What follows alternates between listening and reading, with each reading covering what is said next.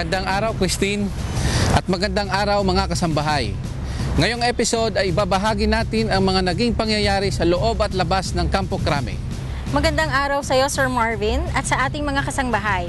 Mapapanood po natin ang accomplishment ng Valenzuela City Police Station. Ibabahagi natin sa ating mga kasambahay ang signing of Memorandum of Agreement sa pagitan ng PNP, Department of Agriculture at iba pang sangay ng gobyerno. Itatampok natin ngayong episode ang mga naging pangyayari sa katatapos na PNPA Alumni Homecoming 2017. Ipapakita rin natin ang Grand Parade ng mga lakan at lakambini na nagbalik akademya sa PNPA. Ngayong episode ay atin ding mapapanood ang ilan sa anti-illegal gambling accomplishment ng Northern Police District. Ipapakita rin natin ang maaksyon at masayang tapatan ng PNP responders at Malacanang Kamao sa katatapos na Game 2 ng UNTV Cup Season 5. At bilang panghuli, tutukan ng mga balita tungkol sa Philippine National Police na nakalap ng UNTV News and Rescue sa loob ng linggong ito. Ito po ang serbisyong hatid ng pulisya para sa bayan. Para sa mamamayan, Police at your service.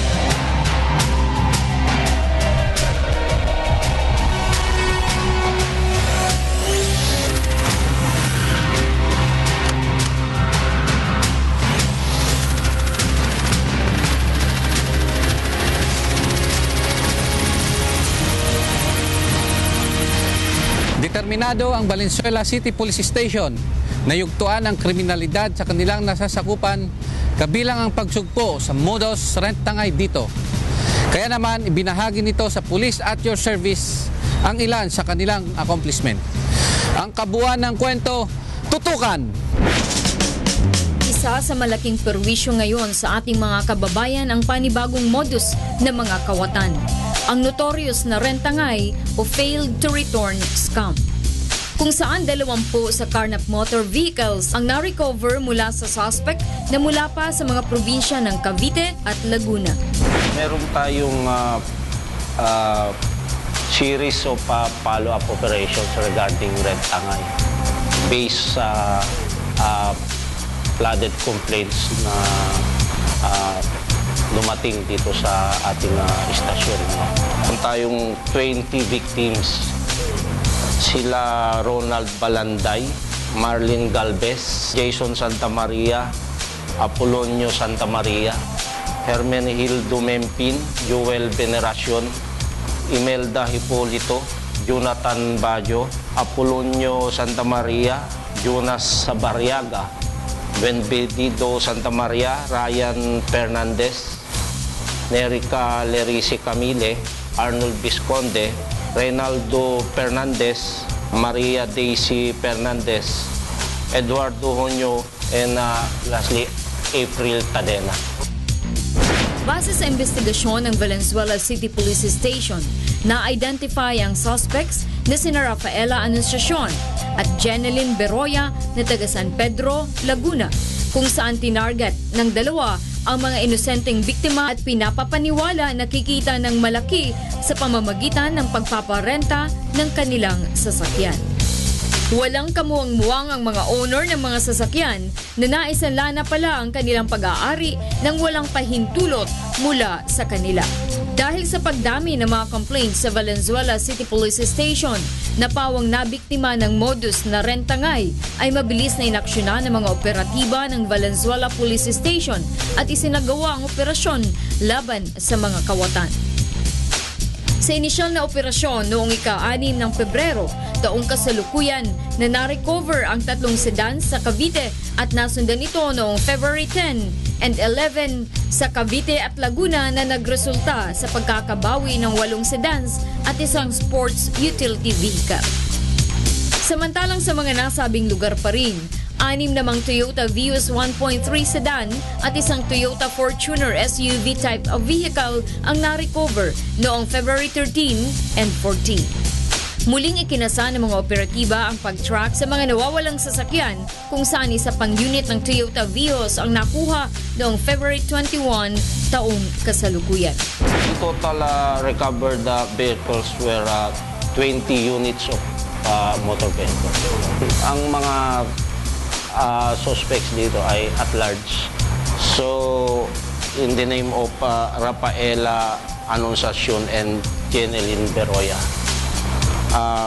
there were another 2 at-large suspects in the name of Anastasia Montes Y. Kawayan and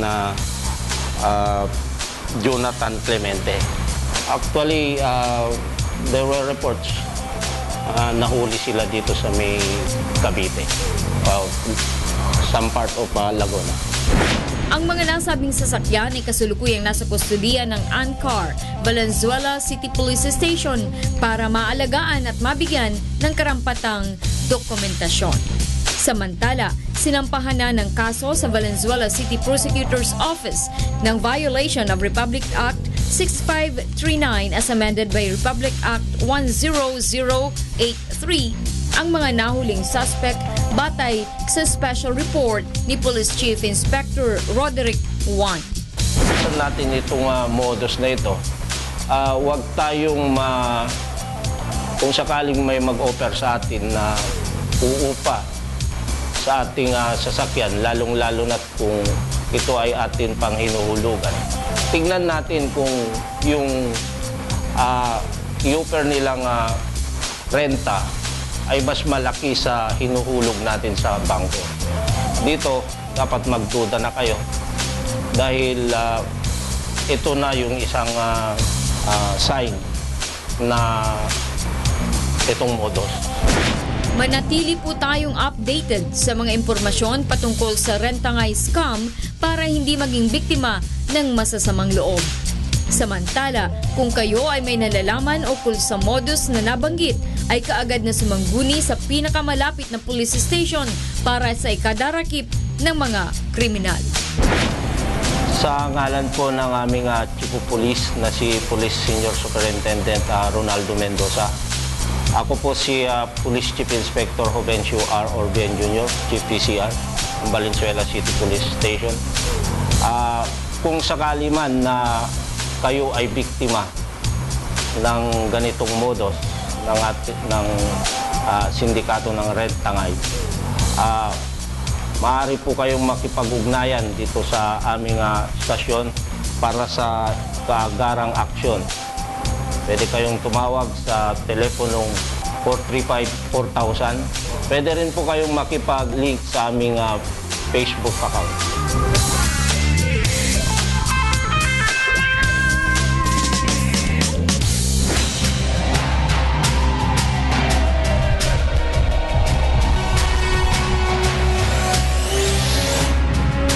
Lumagda sa isang kasunduan ang Department of Agriculture, DILG, MMDA at Philippine National Police upang pag-ibayuhin ang kampanya tungkol sa pagbaba ng mga produkto sa ating merkado.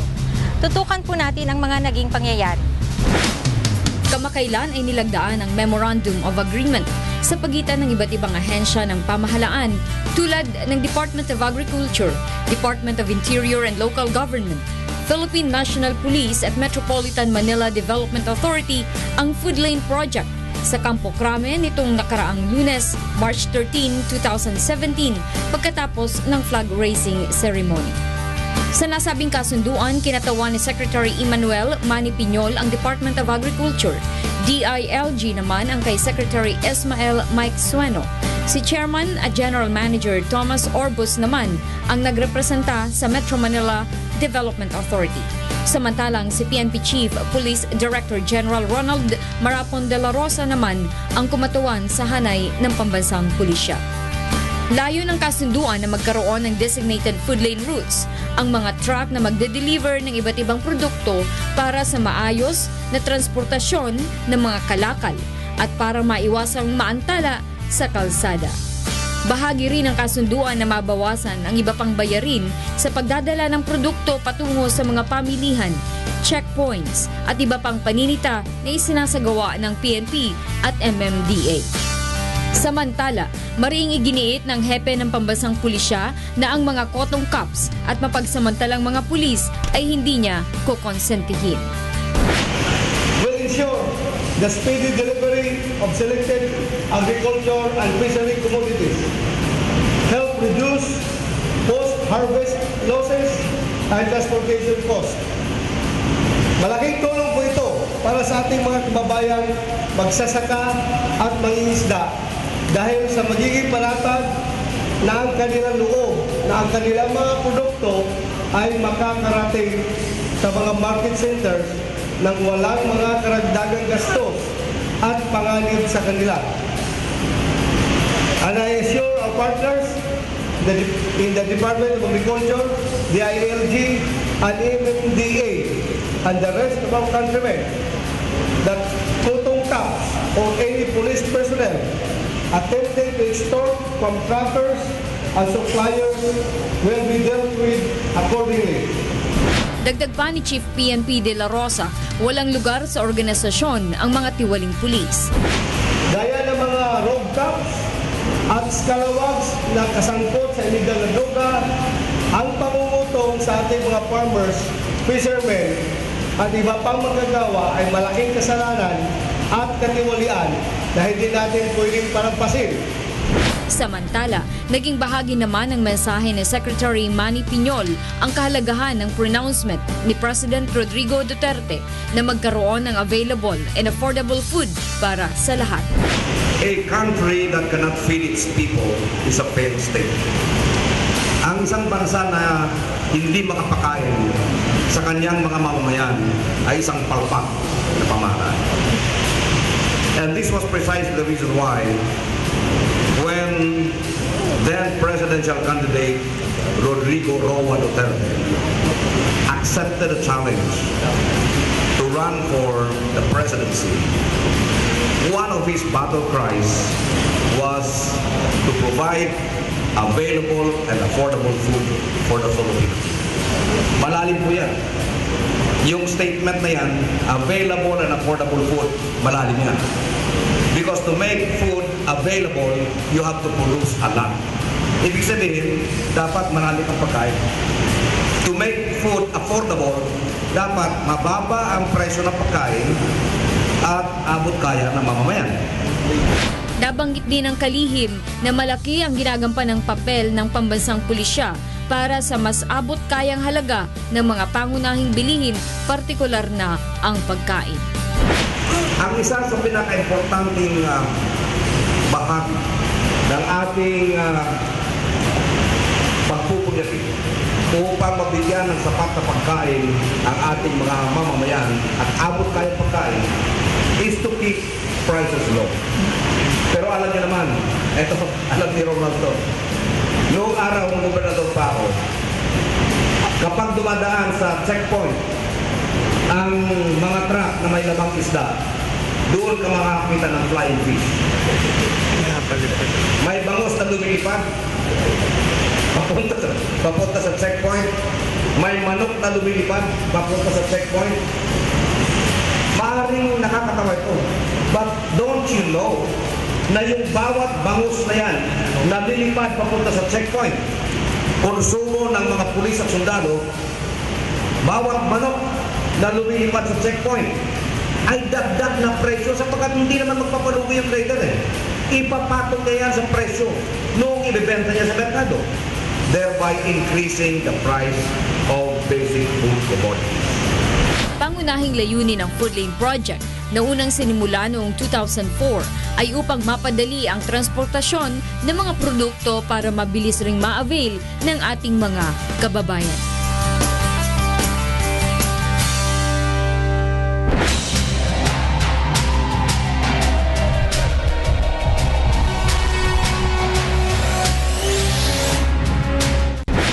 nagbalik akademya ang mga lakan at lakambini ng Philippine National Police Academy sa pagdiriwang ng 37th PNPA Alumni Homecoming.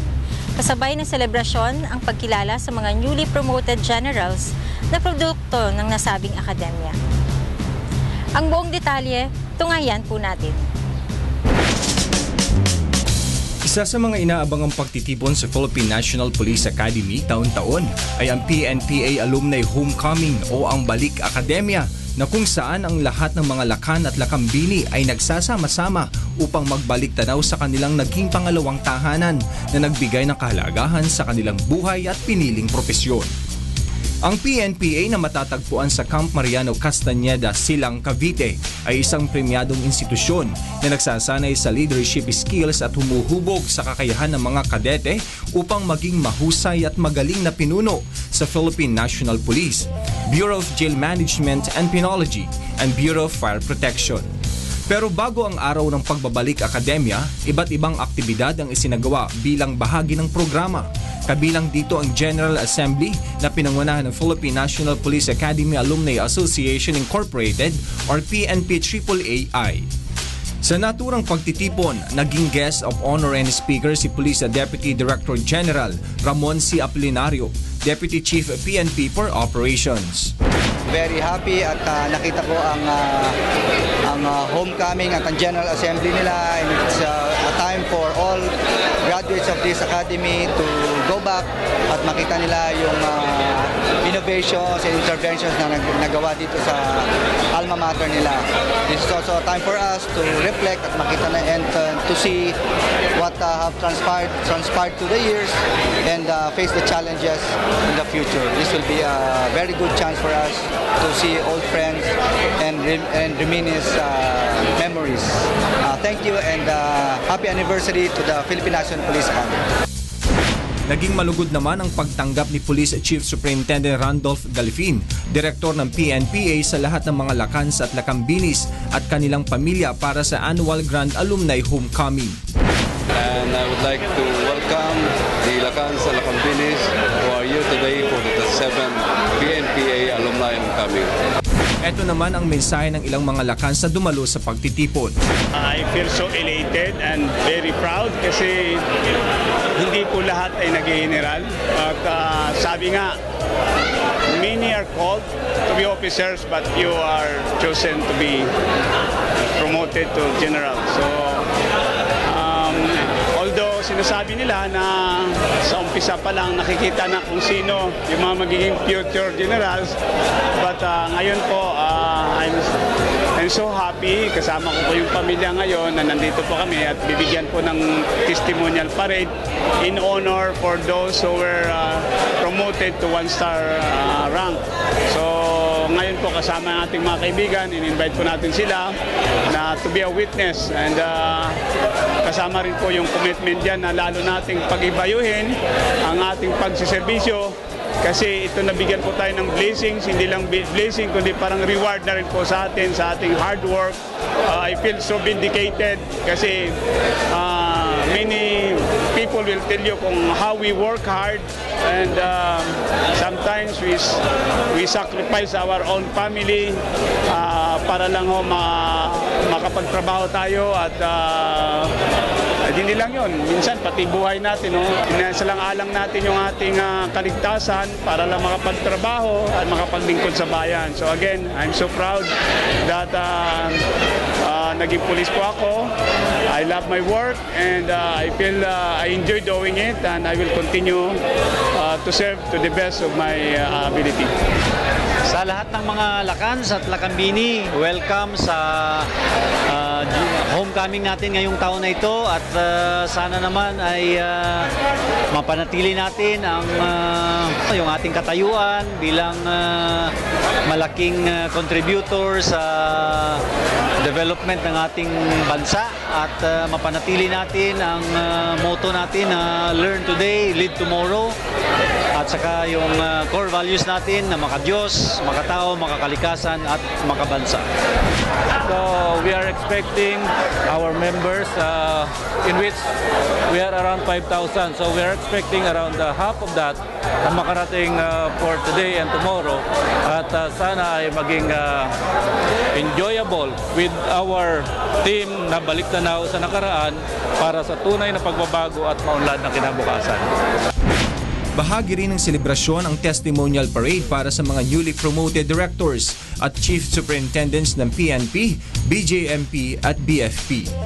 Isa sa mga binigyan ng Certificate of Special Recognition ay si Police Chief Superintendent Gilberto D.C. Cruz, Direktor ng Police Community Relations Group at miyembro ng Tagapagtanggol Class 1986. Kabilang din sa mga pinarangalan ay sina Police Chief Superintendent Alberto Garcia, Makatarungan Class 1984, Police Chief Superintendent Fausto Manzanilla Jr., Makatarungan Class 1984, Police Chief Superintendent Eusebio Mejos, Makatarungan Class 1984, Police Chief Superintendent Fortunato Guerrero, Makatao Class 1985. Kasama rin si Police Chief Superintendent Robert Badjan, Tagapagtanggol Class 1986, Police Chief Superintendent Leonardo Cisneros, Tagapagtanggol Class 1986, Police Chief Superintendent Lurimel Daltran, Tagapagtanggol Class 1986, Police Chief Superintendent Abad Osit, Tagapagtanggol Class 1986. Kabilang din sa pinarangalan sina Police Chief Superintendent Romulo Sapitula, Tagapagtanggol Class 1986. Kabilang din sa pinarangalan sina Jail Director Serafin Barreto Jr., Tagapaglingkod Class 1987, Fire Director Bobby Balwerio, Tagapaglingkod Class 1987, Police Chief Superintendent William Macavinta, Tagapaglingkod Class 1987 at Police Chief Superintendent Julito Diray, Tagapagtaguyod Class 1988. Nang matapos ang testimonial parade, ginanap naman ang dinner ng mga honoree with the cadets kung saan nagbigay ng inspirational message ang bawat honoree para sa mga kadete.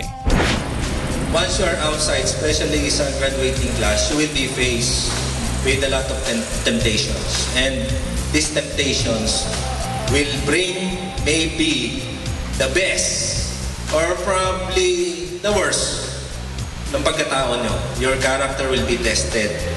So, pwedeng maging ogre kayo o pwedeng maging yung second brother. So, it's up to you. Sa paglabas nyo, pare-parehas tayo. Pero nagkakaiba lang tayo once we're out. Once we are faced with these temptations. So, you hold on to your character. You hold on to your soul.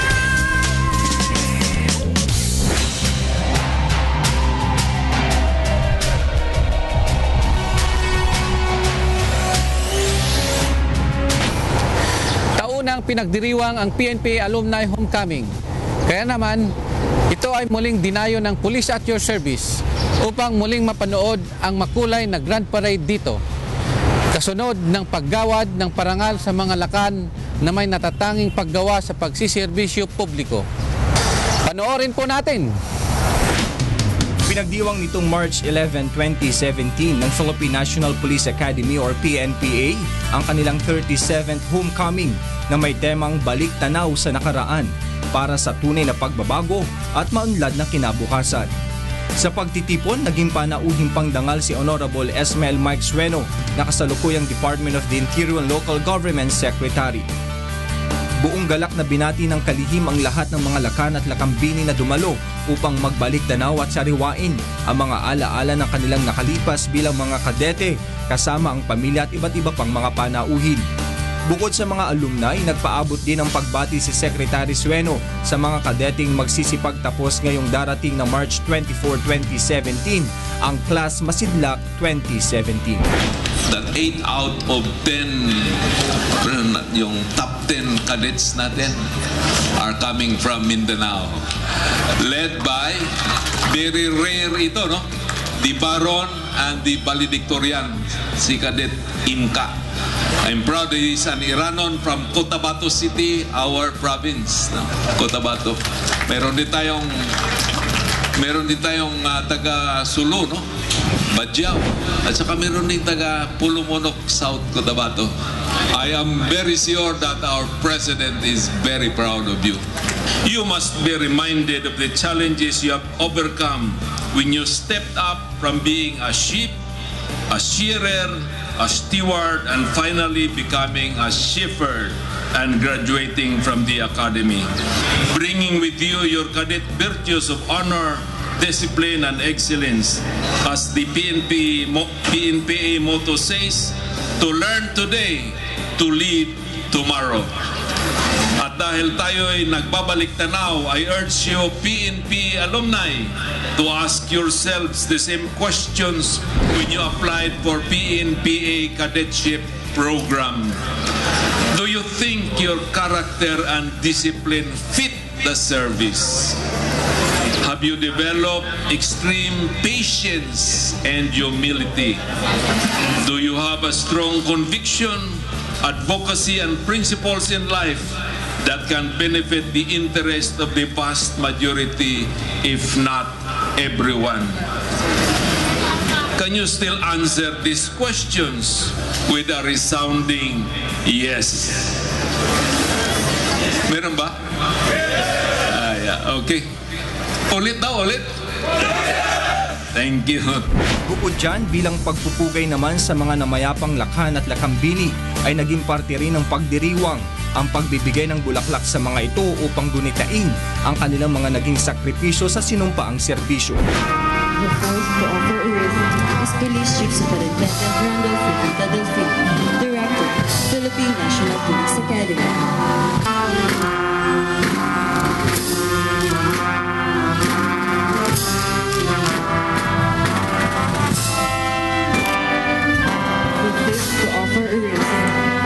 Nagsagawa din ng 21 gun salute ang mga kadete para bigyang parangal ang mga namayapang kasama. Go! Go!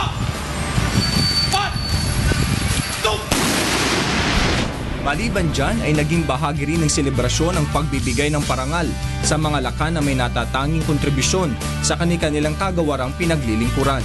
Ang pagbibigay ng parangal ay pinangunahan pa rin ni Secretary Esmel Sueno, kasama si Police Chief Superintendent Cedric Train, Chairman ng PNP AAAI at Police Senior Superintendent Orlando Yebra, ang Presidente ng PNPA.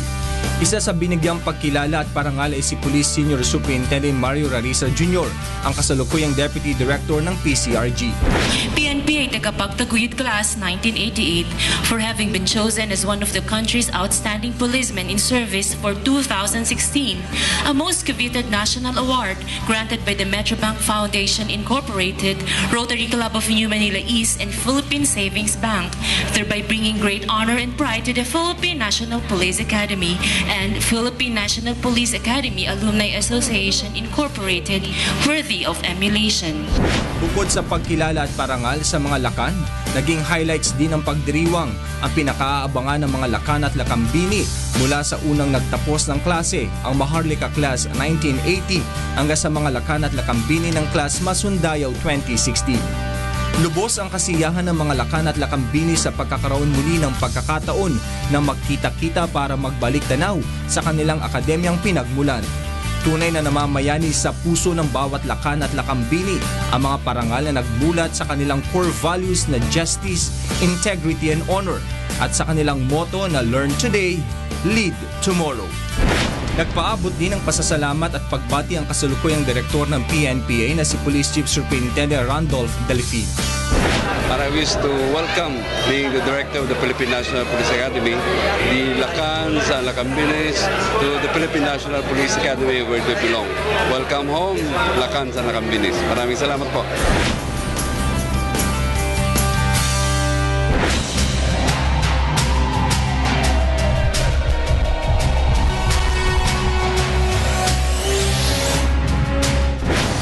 Sa pangunguna ni Police Chief Superintendent Roberto Fajardo ay sinimulan ng Northern Police District ang kampanya kontra illegal gambling.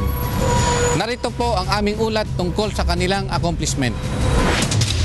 Alinsunod sa mandato ni Chief PNP Police Director General Ronald Bato de la Rosa na solusyonan ang problema sa iligal na sugal sa bansa. Nagkaroon ng malawakan at agarang aksyon ang iba't ibang police station sa bansa, kabilang na ang Northern Police District. Base sa datos ng NPD, mula noong February 2 hanggang March 8 ngayong taon, ay tinatayang nasa 274 na individual na ang may kinalaman sa illegal gambling ang matagumpay na naaresto ng pinagsanib na puwersa ng mga operatiba mula sa area ng Caloocan, Navotas, Malabon at Valenzuela. Dahil sa malaking bilang ng nasa kote mula sa Camanava area, ay sinadya ng Police at Your Service Team ang kasalukuyang District Director ng Northern Police District na si Police Chief Superintendent Roberto Fajardo. Ibinahagi ng District Director ang ilan sa kanilang accomplishments kontra illegal na sugal kung saan naaresto ang mga individual sa ginawang paggalugad sa iba't ibang area ng kanilang nasasakupan. Ayon kay Police Chief Superintendent Roberto Fajardo, kabilang sa mga uri ng prohibited gambling na kanilang binigyang pansin ay ang mga sumusunod: Cara Cruz, Tupada, Loteng, Bukis o Pusoy, Easy 2, Dice, Weteng, Sakla, Horse Racing, Tong Eats, Pusoy, Mahjong, Fighting Spider, Poker, VK at Ending. Pinakamarami sa kanilang naaresto ay may kinalaman sa sugal na Cara Cruz na umabot sa 77 katao. May 67 naman na individual ang hinuli dahil sa illegal na tupada. Maliban pa rito ay may nahuling 27 na involved sa Pusoy, 19 naman dahil sa Tong Eats, 17 sa Sakla, 13 sa Dice, 10 dahil sa Mahjong at 10 dahil sa Poker. May 7 naman na dahil sa horse racing, 6 sa larong Fighting Spider, 6 sa Easy 2, 5 dahil sa Weteng, 4 sa larong VK, 3 sa Loteng at 1 naaresto dahil sa larong Ending. Ang 6 na naaresto ay nahaharap sa kasong violation of Presidential Decree 1602, bunsod ng larong Mahjong na ikinaso sa kanila noong February 6 ngayong taon. Ilan sa mga nasabat mula sa kanilang operasyon kontra illegal na sugal ay mga pera na nagkakahalagang 2,256 pesos, 2 perasong dice, 1 mahjong set at ang tong na 156 pesos. May mga ebidensya ding na-recover sa larong sabong kung saan ay may 4 na manok na panabong at cash na nagkakahalaga ng 1,310. Sa ngayon ay mas bibigyang pansin ang pag-aresto sa mga illegal na small-time lottery. Kasi alam mo naman, pag PNP lang, medyo nahihirapan kami in the sense na, lalo na yung pagdating sa mga technicalities, mas alam ng PCSO paano didiinan yung kaso.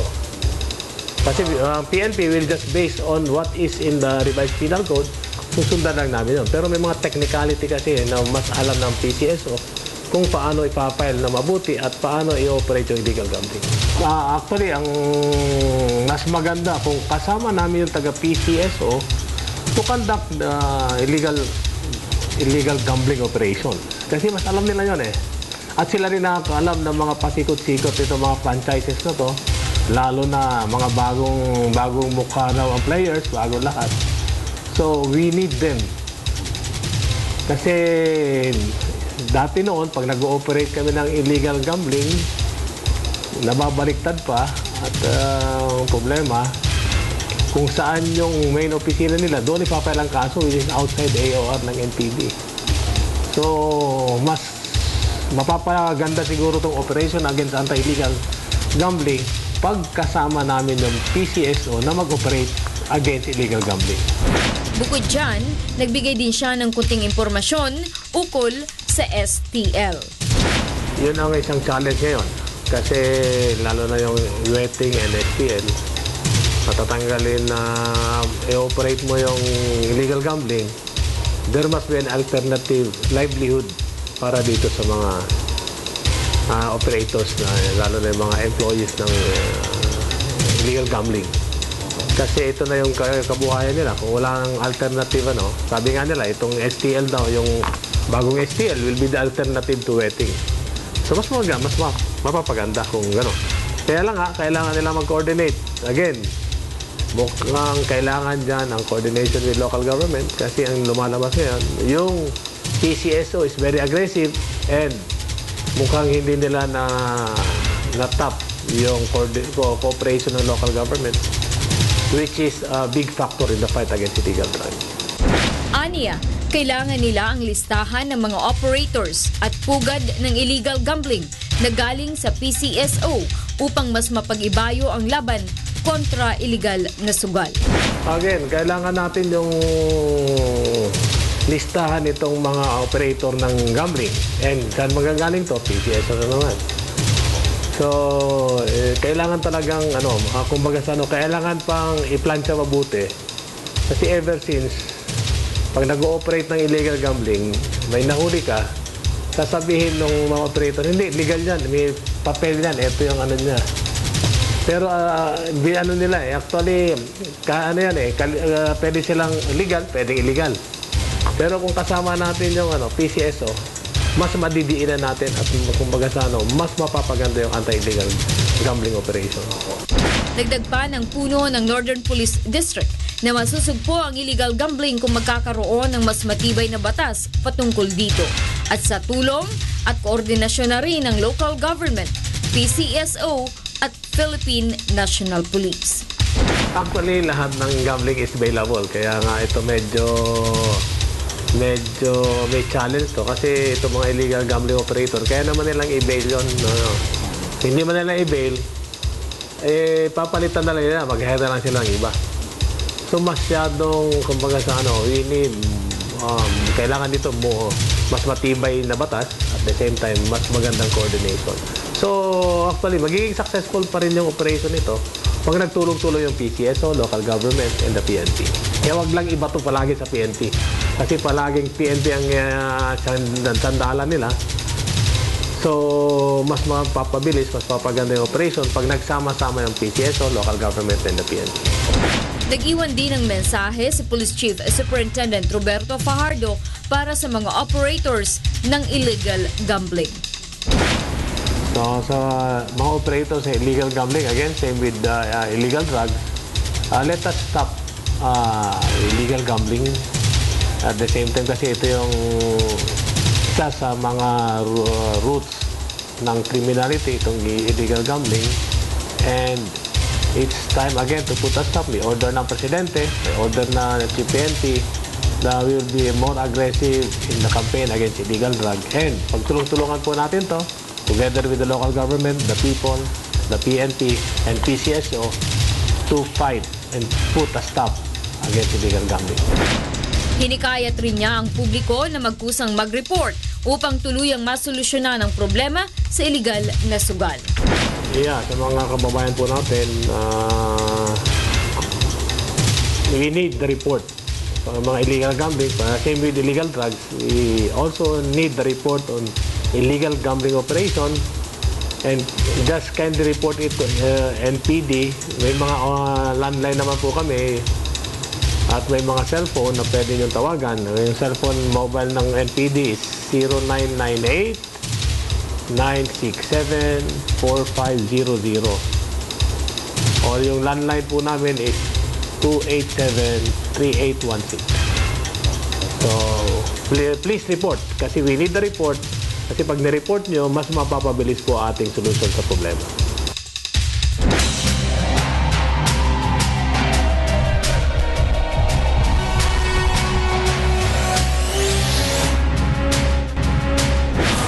Pinalakpakan at nagbunye ang buong Araneta Coliseum sa maaksyong laro ng PNP Responders at Malacanang Kamao sa Game 2 ng UNTV Cup Final Season 5. Narito ang buong detalye.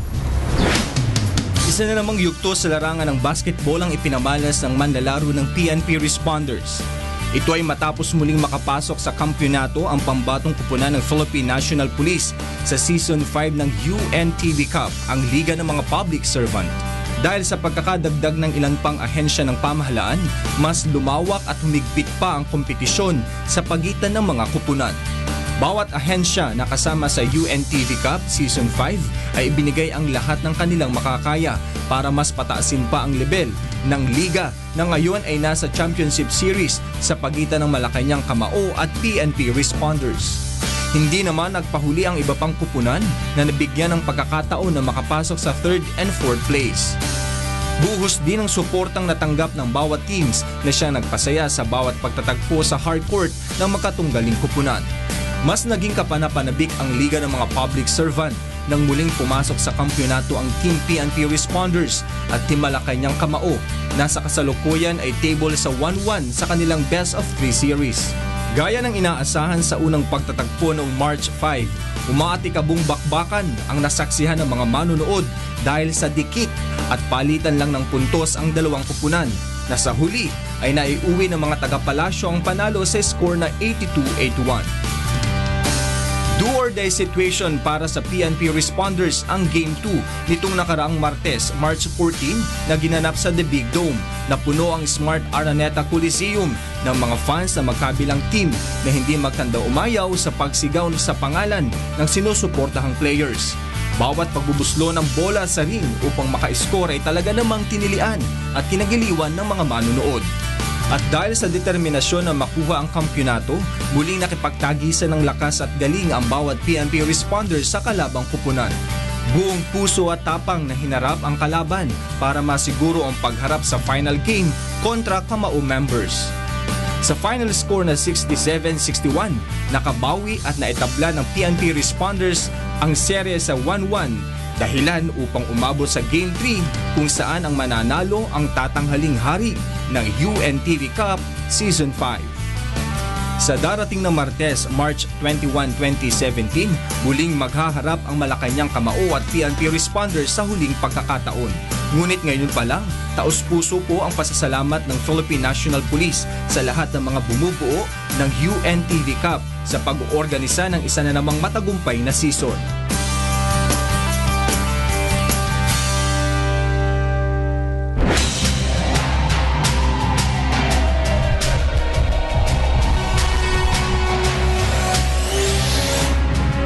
Narito ang maiinit na balita sa loob ng Philippine National Police na nakalap ng UNTV News and Rescue sa loob ng linggong ito. Tutukan po natin. Susuportahan at aaprubahan umano ni PNP Chief Police Director General Ronald Bato de la Rosa anuman ang maging desisyon ng PNP Internal Affairs Service sa kaso ni na Police Superintendent Marvin Marcos hinggil sa pagpatay kay Alvera Leyte Mayor Rolando Espinosa Sr. sa loob ng Baybay Sub-Provincial Jail noong November 5, 2016. Ayon kay PNP Chief Police Director General Ronald Bato de la Rosa, tiwala siya sa ginawang investigasyon ng IAS kaya't wala ng dahilan para baliktarin anuman ang kanila maging desisyon kahit na umapila pa umano sa kanya ang grupo ni Marcos. Hindi na ako makikinig sa kanila kung kahit anong appeal nila dyan. Basta ako, kung ano yung ginawa ng IAS na resolution, that's final for me. I will sign it. Pag sinabi ng IAS, tigok. Tigok. Pag sinabi ng IAS na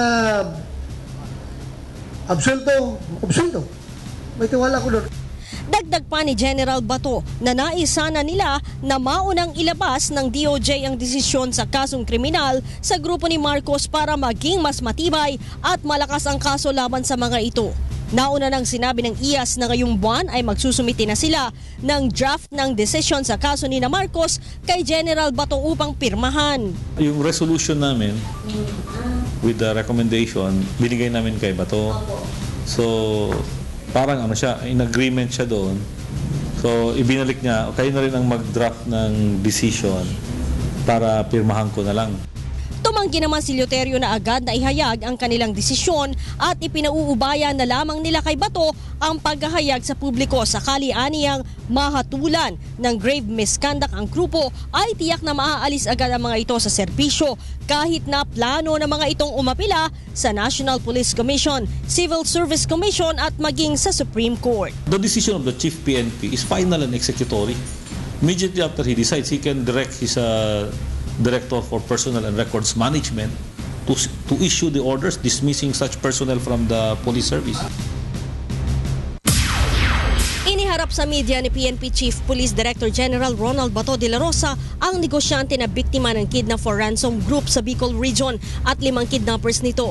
Ito'y kasunod ng pagkakaligtas dito ng PNP Anti-Kidnapping Group sa Ragay, Camarines Sur noong March 6. Ayon kay PNP AKG Chief Police Senior Superintendent Glenn Dumlao, dinukot noong November 23, 2016 sa kanyang poultry farm sa Calabanga, Camarines Sur si Francis Maulyon. at nakapagbayad na ng 1.4 million pesos ang pamilya ng biktima sa mga suspect. Bunsod nito, nagsagawa ng entrapment operation ng PNP AKG nang muling humingi ng 1.2 million pesos ang mga kidnappers. At nang dumating ang araw ng payoff, nagkaroon ng palitan ng putok dahil armado ng matataas na kalibre ng baril ang mga suspect. Iba yung nagbabantay sa safe house at saka iba yung kukuha ng payoff. At ang nangyari sa payoff area, doon nila binuhusan ng tropa na 8 at naka-high-powered firearms sila. Actually, nagkaroon ng encuentro doon and they took the high ground. At marurunong ito, nagsabi kaagad, yun daw ang training nila. Kasi according to him, yung revelation niya is may nagtuturo daw sa kanila na ang tawag sa kanila is Danny Sundalo. Naaresto ang 5 suspect sa pagtukot sa negosyante, kabilang ang barangay captain ng barangay Maninila, Kamalig Albay. Pinapakain naman po nila ako pero palagi po akong nakatali. Tapos yun po, tinatakot. Papatayin po, pupugutan, puputulan daw po ng daliri, ipadala daw po sa pamilya ko. Nanggigigil naman si General Bato sa barangay chairman na posible aniyang kasabwat sa kidnapping dahil bukod sa kapitbahay lamang nito ang pinagdalhan sa biktima ay ipinagamot pa ni chairman ang bantay na nasaksak nito at muling binigyan ng bagong bantay ang biktima. Anong klaseng kapitan ka? Tutukan? Ay, mo, tell it to the Marines. All the while, tututukan ka ng baril kaya hindi ka makareport sa police. Whereas, 2 months yung nandun, kausap, nakikita niya, nakausap mo palagi yung mga abductors niya at saka yung nagwardya niya. Wala kang ginagawa. All the while, 2 months, tututukan ka ng baril. Lukuhin mo kami.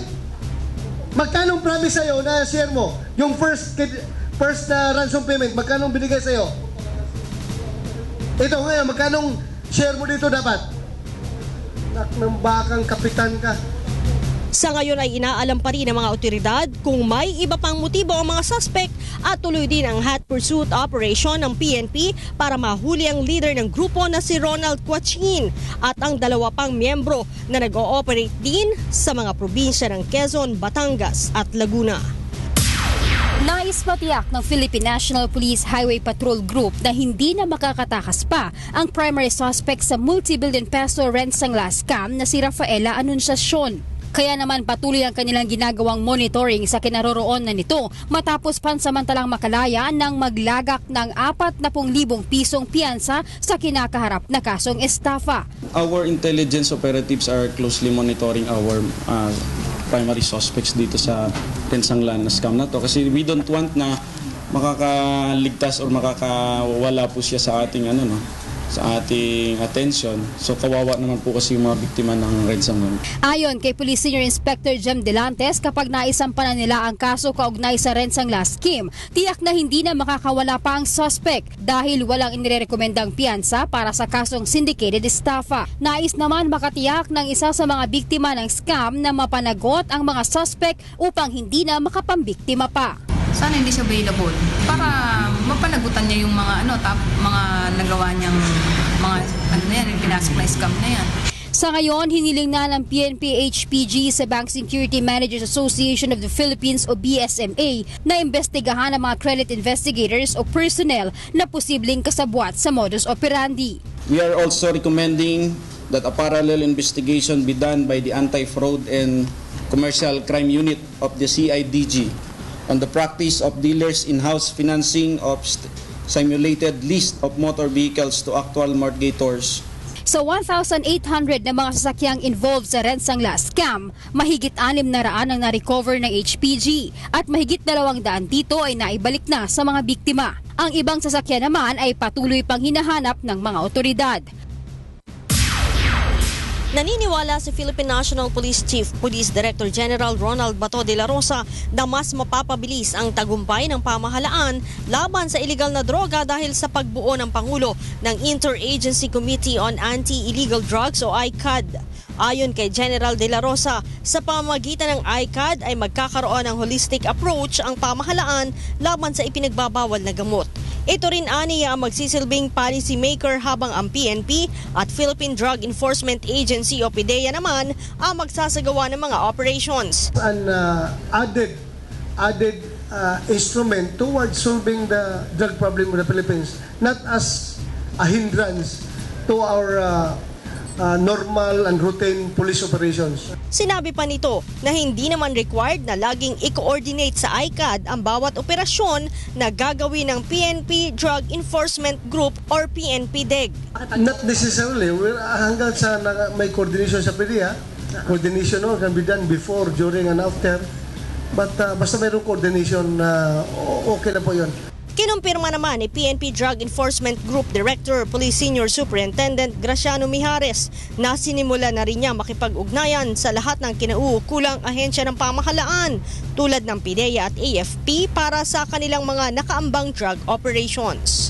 After my assumption, I met with the Director General of the Philippine Drug Enforcement Agency, Undersecretary Isidro La Peña, to strengthen our cooperation and coordinative efforts in the war against illegal drugs, and assured the Director General that the PNP Drug Enforcement Group will work closely with the agency, especially on high-impact projects involving national and international syndicates and the personalities engaged in the production, importation, and trafficking of illegal drugs, including their protectors. Siniguro din ng opisyal na dumaan sa matinding background investigation ang mga tauhan nila at patuloy ang assessment sa mga ito upang masigurong hindi na mauulit ang katiwaliang nangyari sa ilang tauhan ng Anti-Illegal Drugs Group.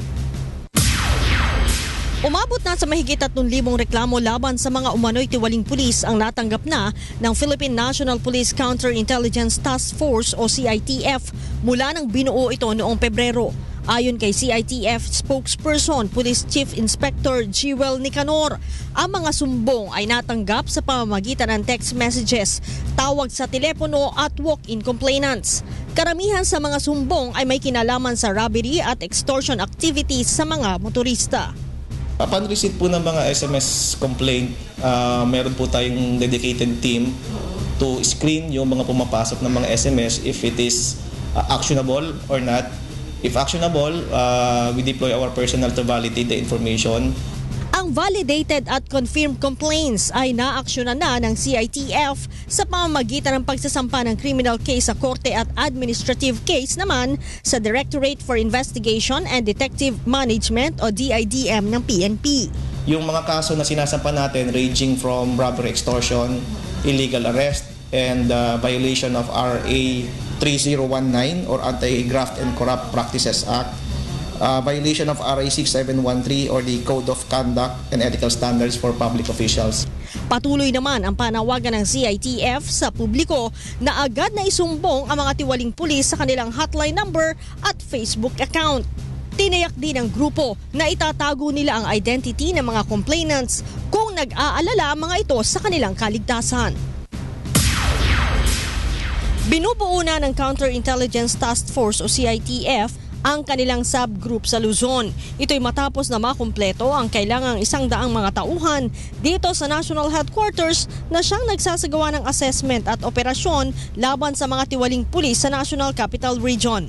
Ayon kay CITF spokesperson Police Chief Inspector Jewel Nicanor, magiging malaking tulong sa isinasagawa nilang operasyon ang pagkakaroon ng subgroup sa mga rehiyon upang matutukan laban sa mga tiwaling pulis sa mga lalawigan. Filled up na po yung personnel natin together with the staff personnel. So yung bubuuin pa po natin is yung Luzon, Visayas, and Mindanao. Sa ngayon, aniya, ay sa mga regional directors nila ipinapasa ang mga reklamo at sumbong na natatanggap nila laban sa mga pulis na nakatalaga sa mga lalawigan. Subalit kung mabubuo aniya ang subgroup sa Luzon, Visayas at Mindanao ay may tututok na sa mga reklamo. Kung 100 tauhan ang bumubuo sa CITF dito sa National Headquarters, 9 na po naman ang kakailanganin nila para sa Luzon, 6 na po sa Visayas at 4 na po sa Mindanao. Meron po tayong investigators, meron tayong intel officers, intel operatives. We also have the tactical team which is composed of the staff personnel po. Then meron din po tayong mga legal officers po to support every operation to give legal advice. Ang Luzon subgroup ay inaasahang makukumpleto sa buwan ng Mayo at agad nilang uumpisahang buuin ang Visayas pagkatapos nito.